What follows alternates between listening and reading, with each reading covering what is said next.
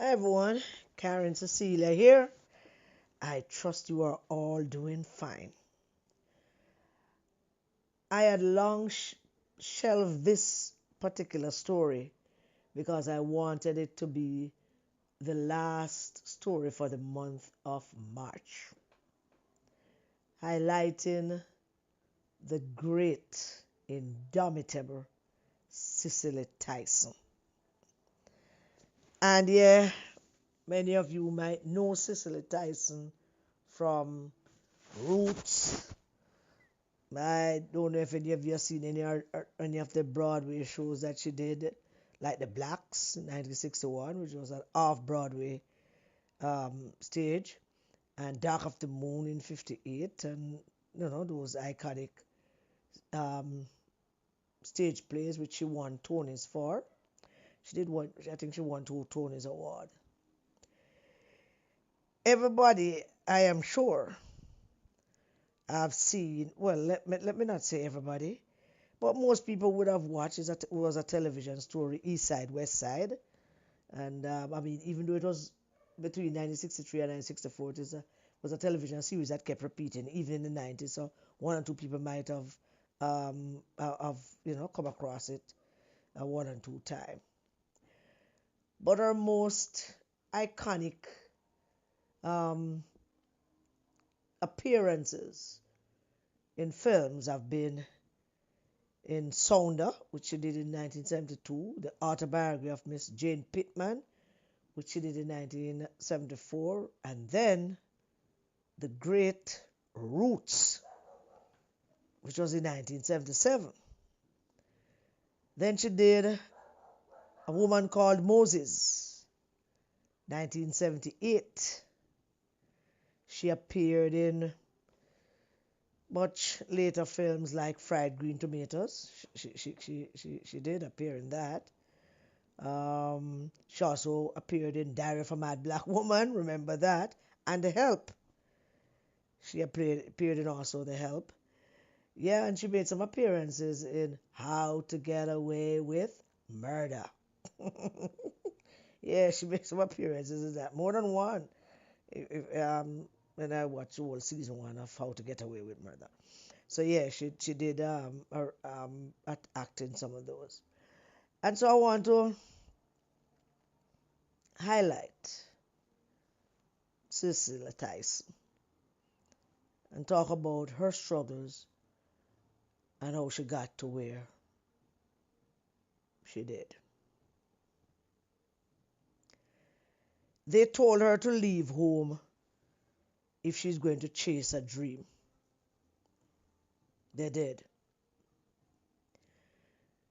But after that, she built a legacy so powerful that the world just had to honor Cicely Tyson.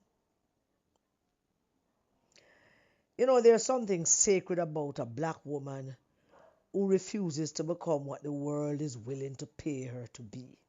There's something sacred about that. Because you're a black and you're a woman. And there must be something sacred when you refuse to become what the world is willing to pay you to be. The life of Cicely Tyson is not just a story of success. It is a story of refusal.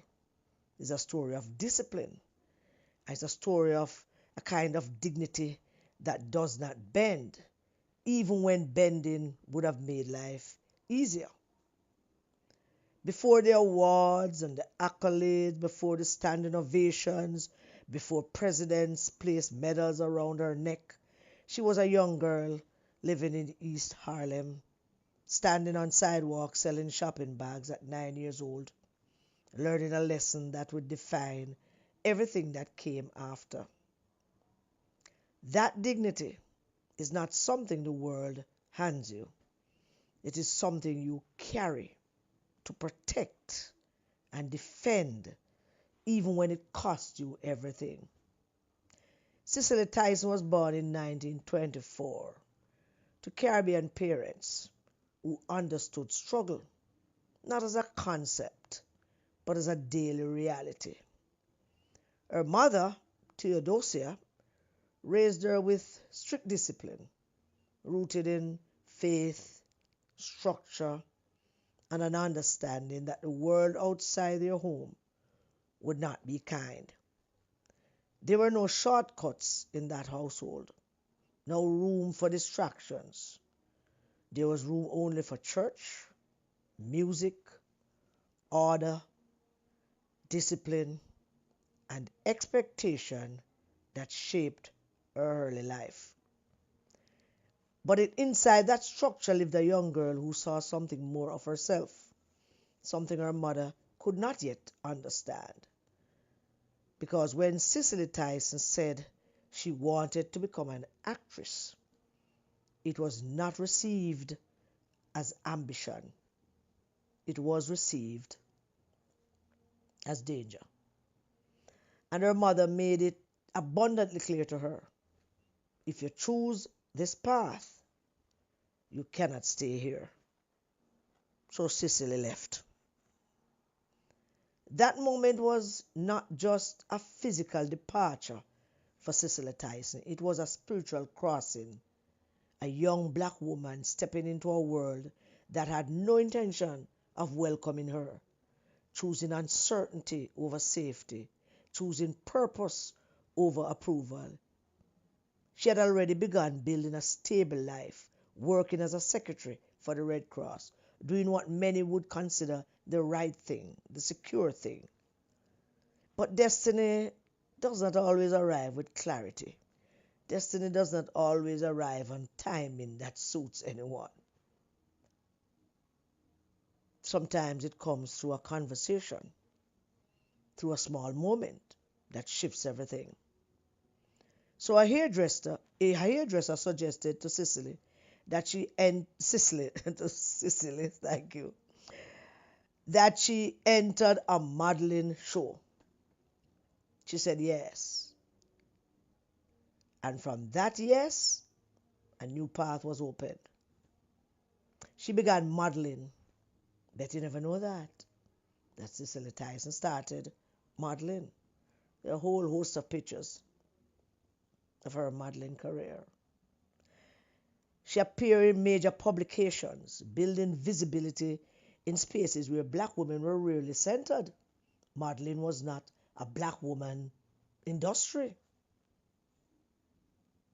But modeling was not the destination either for Cicely Tyson. Modeling was just a door, one of many doorways. She studied at the Actors Studio, sharpening her craft, preparing for a world that still did not know how to receive her. And when she stepped into television in 1963 in East Side, West Side, she did something historic. She became the first black woman with a continuing role in a dramatic television series. Not a moment, not a guest appearance, not a background presence, a sustained, visible role in a space that had long excluded women who looked like her. It was historic. But visibility came with a cost, because as her career grew, so did the offers. And those offers came with conditions. Hollywood in the 60s did not yet know how to see black women fully. They never appreciate, and probably still doesn't, how to fully utilize the blackness and fullness of proud black women. The roles were narrow, degrading, built on stereotypes that reduced entire lives into caricatures. What were the roles that were available to black women in the 60s? Prostitutes, maids, broken figures from broken homes, roles without depth or dignity. And here is where Cicely Tyson made the decision that defines her legacy more than any award ever could. For all of those roles that was offered her, to play prostitute and maid and a broken woman, drug addicts, she said no. She said no. Not once, not casually either, but consistently. She says no. She refused roles that strip black women of their humanity. She refused opportunities that required her to participate in her own misrepresentation. And that refusal had consequences. It meant less work, less money, periods of struggle that could have been avoided if she had simply accepted what was offered. But Cicely Tyson understood something deeper, that representation is not neutral, that what people see shapes what they believe. And she was not willing to help the world believe something untrue about her people. So she refused those roles consistently. So she chose hunger over compromise. And then came Sounder. Now, Sounder is a story rooted in the lives of black sharecroppers, in resilience, in the quiet strength. And boy, her performance was not loud, but it was undeniable. It carried weight, truth, and a kind of emotional honesty that forced audiences to see black life beyond stereotype. That role earned her an Academy Award nomination. But more importantly, to her and to black women, it shifted perception. It expanded what was possible. It showed what was possible. And then came the autobiography of Miss Jane Pittman, which was a role that would cement her place in history. She embodied a woman who had lived through slavery into freedom, carrying the weight of a century in her body and her voice. Cicely Tyson was iconic in this role. Nearly 40 million people watched, not passively, not distantly. They felt it. They saw something they had rarely been allowed to see. A black woman's life told with depth, dignity, and truth. She won Emmy Awards. She took on roles like Harriet Tubman. She played Coretta Scott King, bringing history to life through those performances. And beyond the screen, she became part of something cultural, something visual, something deeply personal. She embraced natural black beauty, wearing her hair unapologetically, becoming a symbol of the quote-unquote Black is Beautiful movement at a time when that statement itself was quite revolutionary. And still, she did not stop. At 88 years old, when many have long stepped away, she stood on stage in the trip to Bountiful and delivered a performance that earned her a Tony Award, making her the oldest person to ever receive that honor. That moment was not just about longevity, it was about consistency. It was about a life lived without compromise, a life that was lived with purpose. In 2016, President Barack Obama placed the Presidential Medal of Freedom around her neck. The same dream that once cost her a home was now being recognized at the highest level in the country.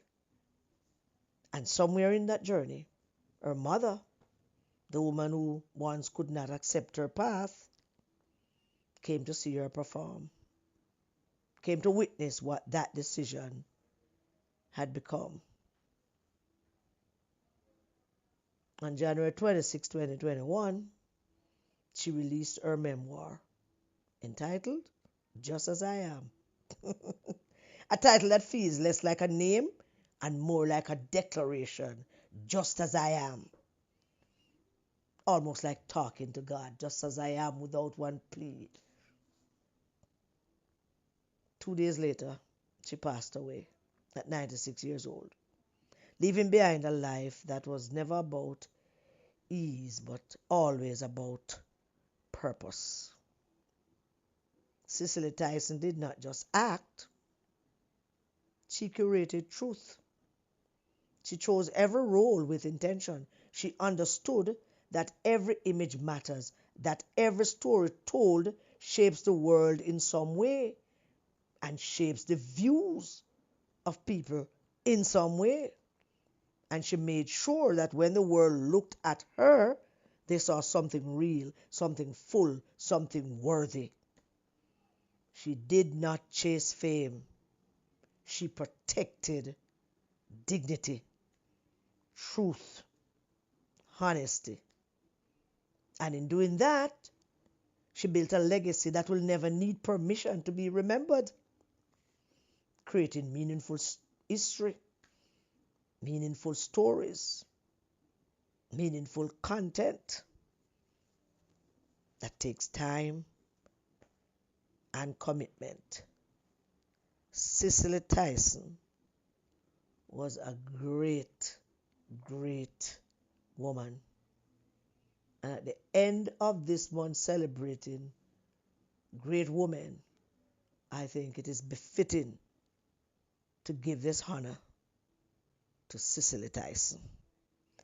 Thank you all so very much for listening to me. Thank you very all so much for supporting the channel, the stories for the last month, for an whole month. Thank you so much. Please continue to listen out. I'll start the month of April with a powerful story, I promise you. And we'll continue along that line. And of course, if you have anything you want to say to me about any particular story, please feel free to do so. Remember to like the video and share it. And if you have a comment, go right ahead and do it. Thank you all. God bless you all. Stay safe, everybody, and keep your children safe.